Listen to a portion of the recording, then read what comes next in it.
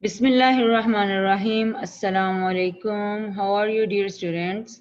I welcome you in Pakistan International School Types virtual learning class for first year.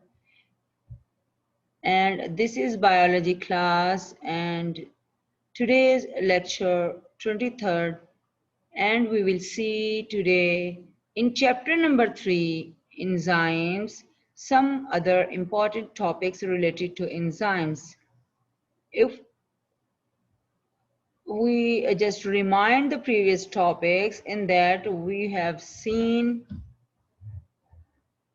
about enzymes, its properties, and we have seen some uh, uh, like its models of enzyme actions as well, and we have seen a structure of enzymes in detail. Today we will continue chapter number 3, enzymes, with the topic energy of activation. Then we'll see factors affecting rate of enzymes action, and then we will see enzyme inhibition.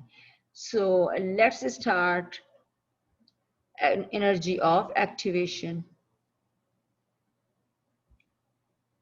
Yes, dear students, if you see energy of activation or activation energy, that is the amount of energy which is required to start a chemical reaction.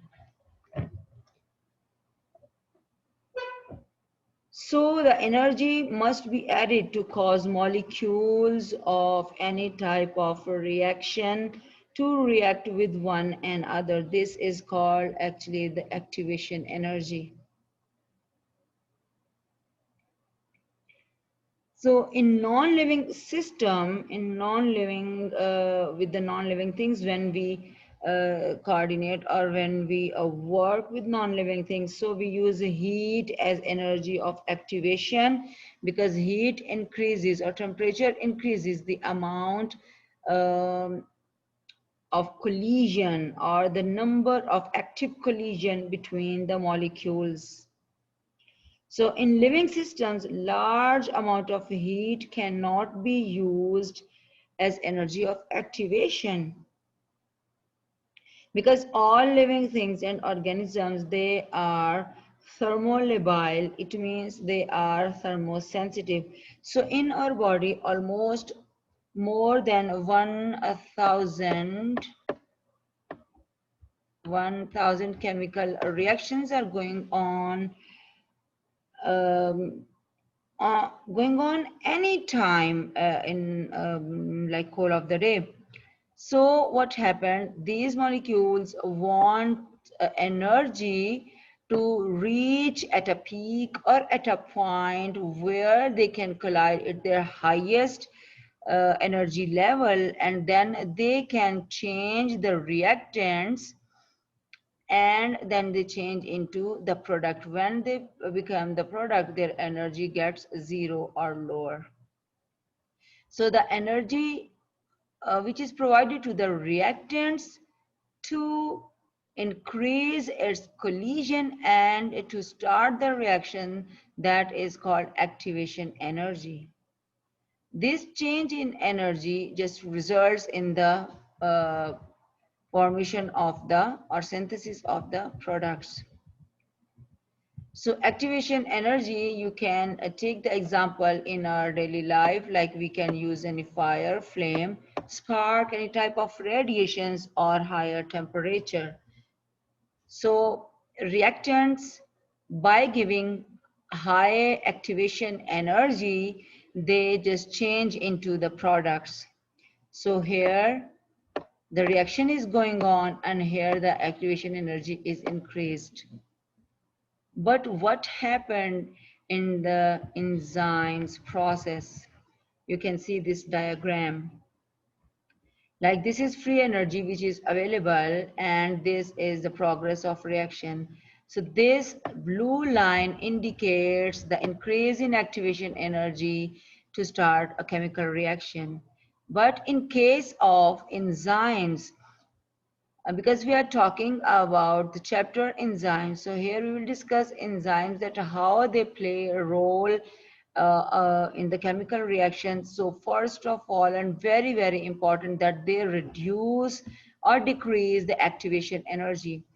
So the energy which the cells produce, that energy, like to start the chemical reaction, to proceed the chemical reactions, that whole energy can be utilized as activation energy without enzyme. But enzymes save the energy of the body and they reduce that activation energy.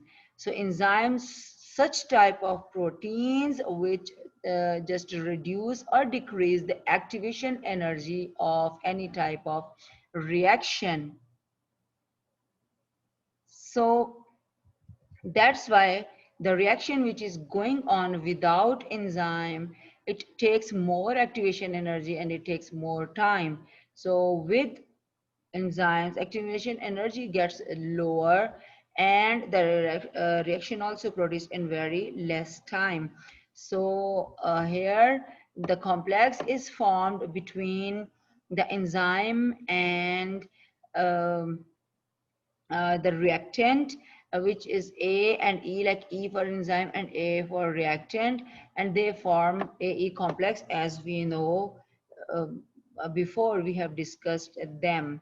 So this AE complex reaches to energy level of reactant B. Then this again like changes or form the complex with AB. This enzymes helps to change the activation energy at the level of B, and A will form the bonds with B and E will be released, like enzymes will be released. So enzymes, we know that they are not utilized in the reactions. So they lowers the activation energy.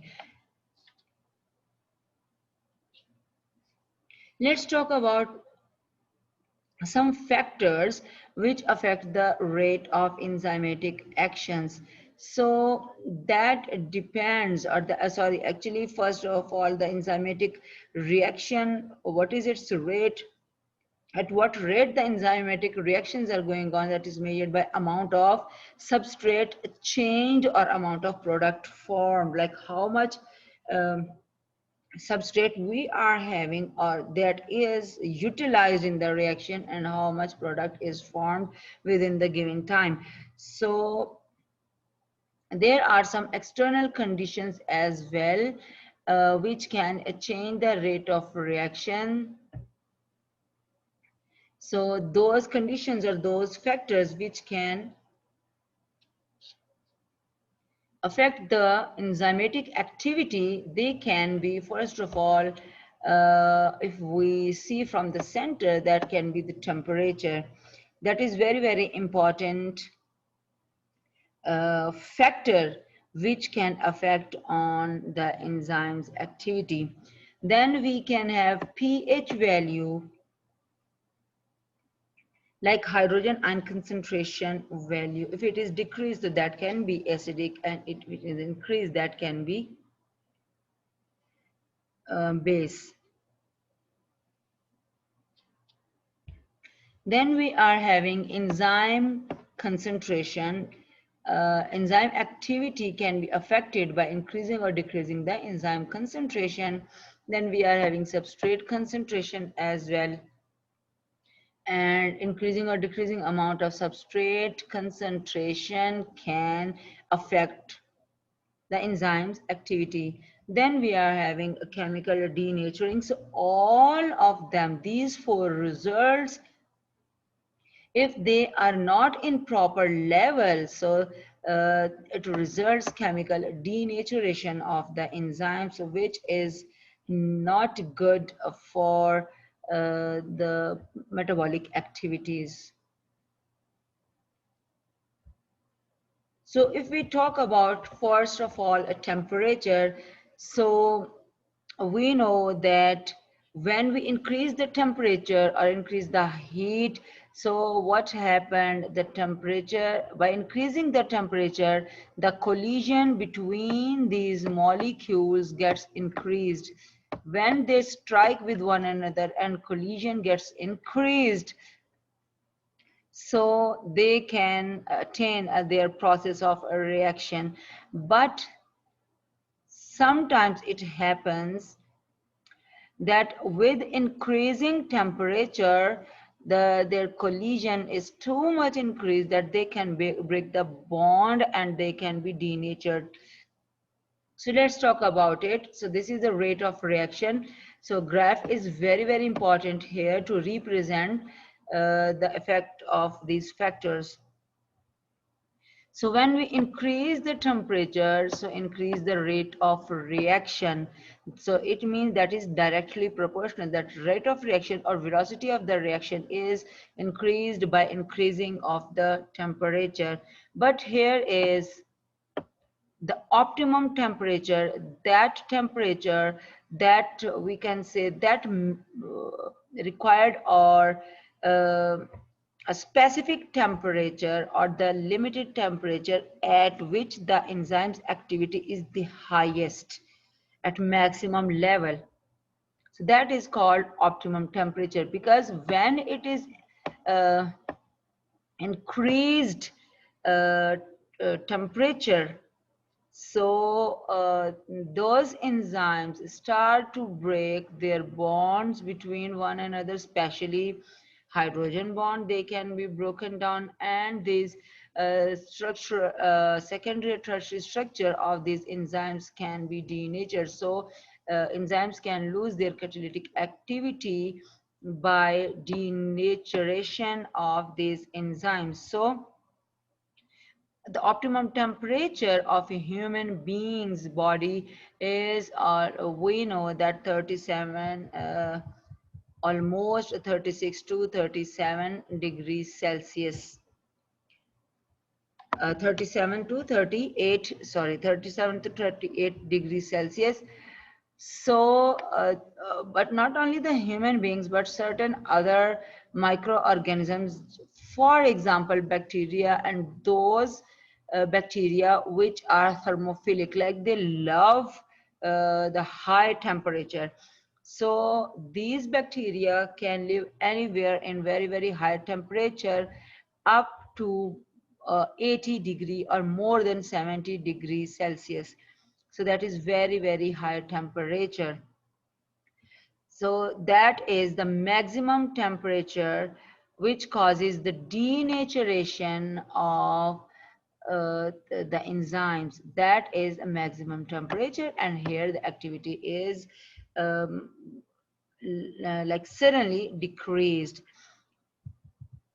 And there is the temperature also at which their activity starts to increase.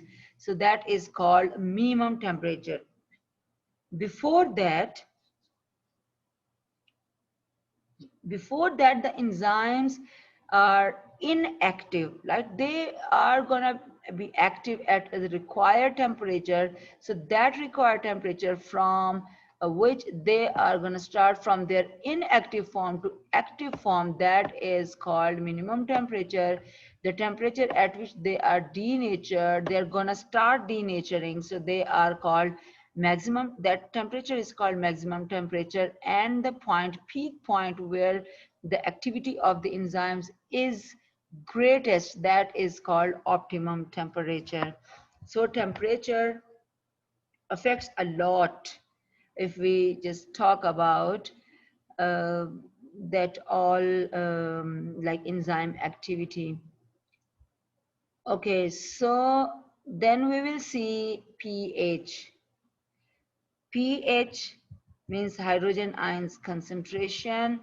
So we know that all the enzymes can having their maximum rate of reaction at the required, like at the specific, or we can say very limited amount of pH, very limited, um, that the rate of pH if changes. So what happens, the activity of the enzymes can be changed. Like if pH is decreased, so it can be acidic, and if pH is increased, so it can be basic in nature. So the pH at which the enzymes act at their maximum level of maximum level, so that is called optimum pH. And where we increase the pH or decrease the pH from that, so activity of the enzymes can be decreased, because there is having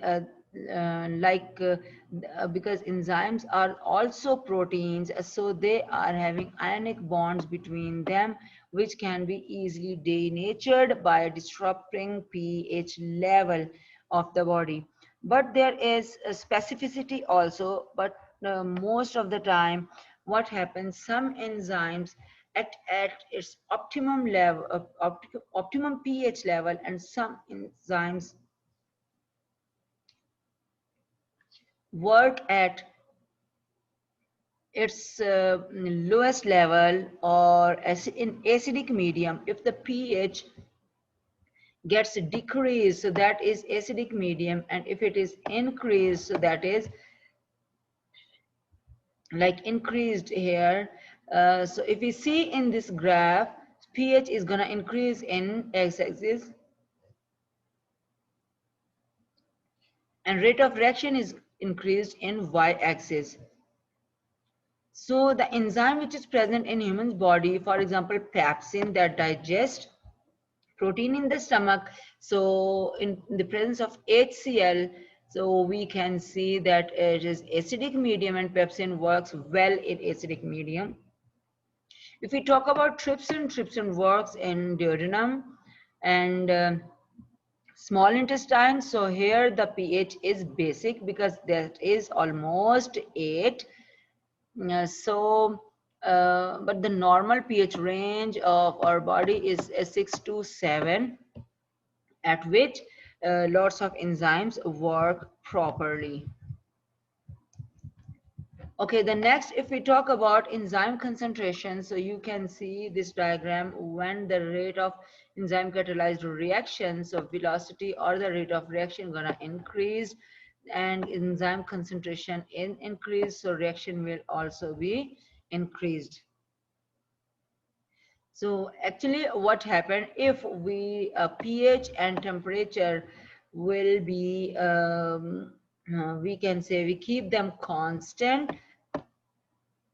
So, and substrate concentration is unlimited, availability is there. If substrate concentration is unlimitedly available over there, so enzymes can act at their best level, at their highest level. So one enzyme can act, or one enzyme's active site can act on almost 100 substrates, and it can convert 100 substrate into the products. But if we provide more enzymes, so substrates are already they are unlimited amounts. If we supply more enzymes, so they will take less time, and they more substrate will occupy more active sites of more enzymes. So it means when we increase the level of enzymes, so what will happen, the reaction will proceed at its higher level. Substrate concentration also affects the enzyme activity. Like if pH and temperature is constant, and we are having the higher level of availability of enzymes. So what happened? Uh, Enzymes just um, capture all the substrate which are present in the reaction. So uh, there are lots of enzymes present. So but what happened, all the enzymes are occupied, their active sites are occupied by the substrate. So the reaction will proceed at its faster rate, its maximum velocity. But what happened when all the active sites of enzymes are occupied? So that is called saturation of active sites, and now substrates are going to be finished. So they are decreased. So there is progressively decrease, or that will be the constant rate of reaction.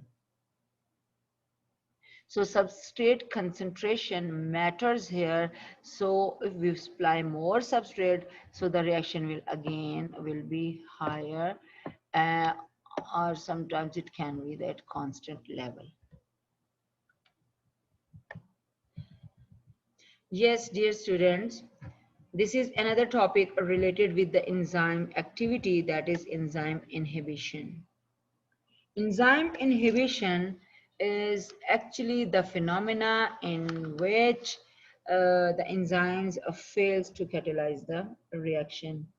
So there is not only the one reason for that, like sometimes the molecules which react with enzyme but are not converted into desired products, that is also. So those molecules are called enzyme inhibitors. So enzyme inhibition is actually the normal process of regulation of all the enzymes, because in our body, most of the reactions are going on, almost all the reactions are going on with the help of these enzymes. So if the enzymes are continuously performing the functions, so that can be the problem. So what is gonna happen? Some inhibitors are there which can inhibit the enzyme activity, that is called enzyme inhibition. Sometimes external factors also include here, for example, some poisons, cyanides, antibodies, antimetabolites, penicillin, some medicines, sulfur drugs. They can also be uh, perform the function of inhibitors. Okay, so here we can see that in enzyme inhibitions is of two types, that is competitive inhibition and non-competitive inhibition. So first we will talk about, yes, first we will talk about competitive inhibition, then we will see this diagram.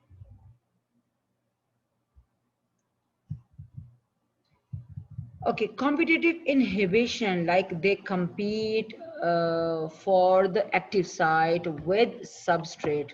So where at the enzyme, you can see the example here, this is enzyme and this is a succinate. So what happens substrate? This substrate is bind with this enzyme, and this makes the succinate enzyme complex, and the products are formed. Fumarate and enzymes leave the reaction.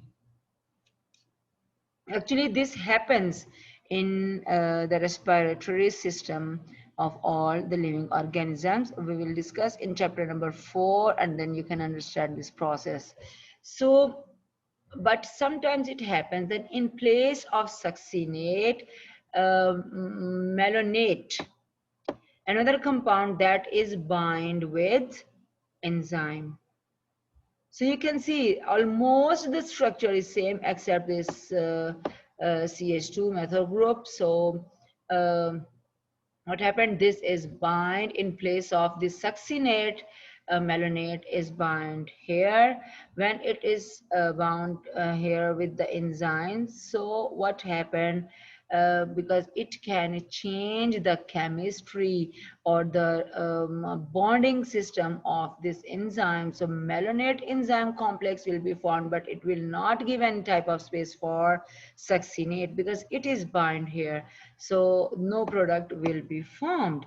So this is like the competition between the substrate and the inhibitor. That is called competitive inhibition, because this inhibition is temporary. That's why it is called a reversible inhibition also. So after some time, it can happen that the inhibitor leave the enzyme. So this is called a reversible inhibition. There is very important things regarding this competitive inhibition, that competitive inhibitors um, or this inhibition supports lock and key hypothesis, like they are very specific to substrate, and uh, no other compound or molecule can bind with the this uh, we can say this enzyme. Because if for example succinate is not available over there, so what happened, malonate will bind this one, so that no other uh, compound or molecule will bind it, or otherwise what happened, another compound can be formed, the product can be changed. So this is a very good thing regarding competitive inhibitors. So number two, that it shows that which are similar to substrate are not acted upon by enzymes.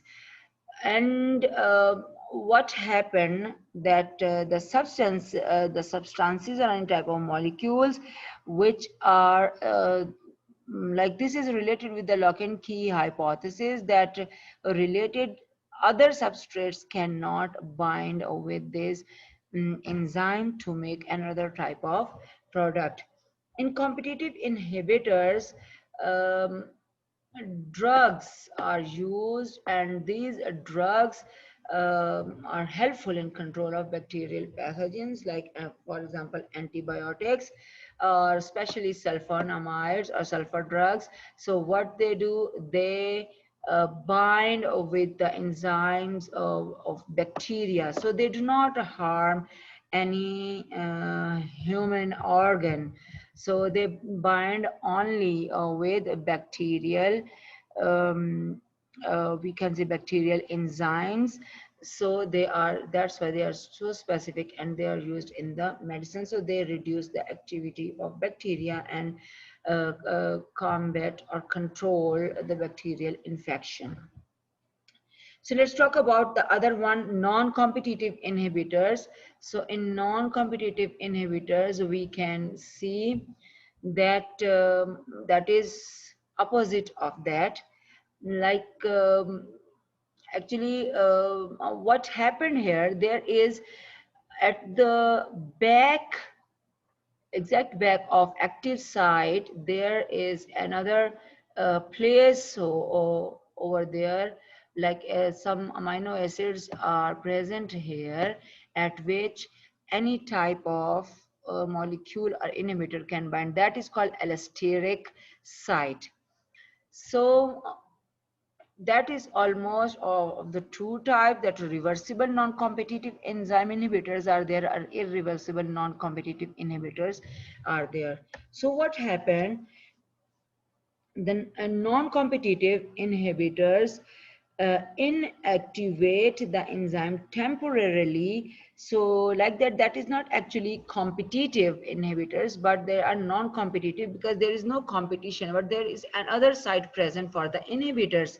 So that is called reversible non-competitive inhibitors, because that allosteric site is just available for inhibitors for just shorter period of time, and that can be reversed and when it is removed from the allosteric site. Like here you can see inhibitor binds to the active site. This is for competitive inhibitors, and this is for non-competitive inhibition. So they are bind with the allosteric site. But the other one is that in which there is irreversible non-competitive inhibition, that like the chemicals are bound with the allosteric site, and they are not removed, and they permanently inhibit and destroy the enzymes, because they can change. You can see here in the diagram, they can change the chemistry and structure of active site. Like before it was like this, substrates can attach with this active site, but when allosteric site that inhibitor binds, so they are substrates cannot bind with that. If they bind with that, but they do not make the product. So here number two, like there is in irreversible non-competitive, they can change the active site. So when they can change the active site, so the reactants cannot bind with that, and we cannot get the required product.